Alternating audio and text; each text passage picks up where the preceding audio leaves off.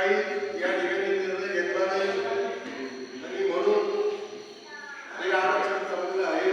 अधिवेशन संपल्यामुळे पुन्हा जरांगे पाटील यांनी सांगितलं की आम्ही राज्यभर शांततेच्या मार्गाने मराठ्याला आरक्षण जोपर्यंत मिळत नाही तोपर्यंत आम्ही आंदोलन हे चालू ठेवणार. म्हणून आता ही प्रक्रिया काल विजयादशमी झाली आणि त्याच्यानंतर या अशा शिवमोर्चावर पुन्हा या आरक्षणासाठी महाराष्ट्रावर सुरुवात झाली. अनेक ठिकाणी आज टीव्हीवर ऐकलं की बऱ्याच ठिकाणी मोर्चे आंदोलन या ठिकाणी झाली. आणि आता कालच्या सभेमध्ये मुख्यमंत्री साहेबांनी बोलता बोलता मी मराठ्यांना आरक्षण दिल्याशिवाय राहणार नाही, तर मी असं जाहीर सभेत बोलत नसून मी शिवाजी महाराजांच्या समोर जाऊन शपथ घेऊन सांगतो की मी मराठी माणसाला आरक्षण देणारच.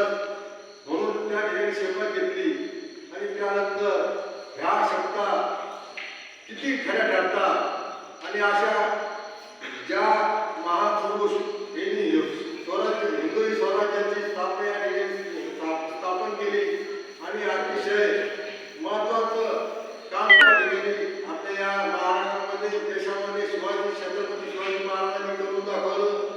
तर ही शपथ पूर्ण करण्यासाठी आता मी टीव्हीवर सुद्धा ऐकलं किंवा शिंदे साहेब आज दिल्लीला आपल्या अमित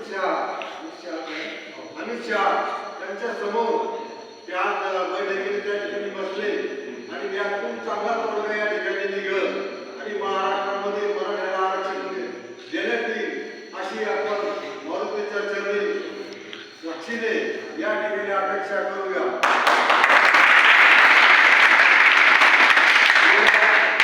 70-75 वर्षापासून मराठी समाजाला या ठिकाणी या अनेक सवलतीपासून वंचित ठेवलं.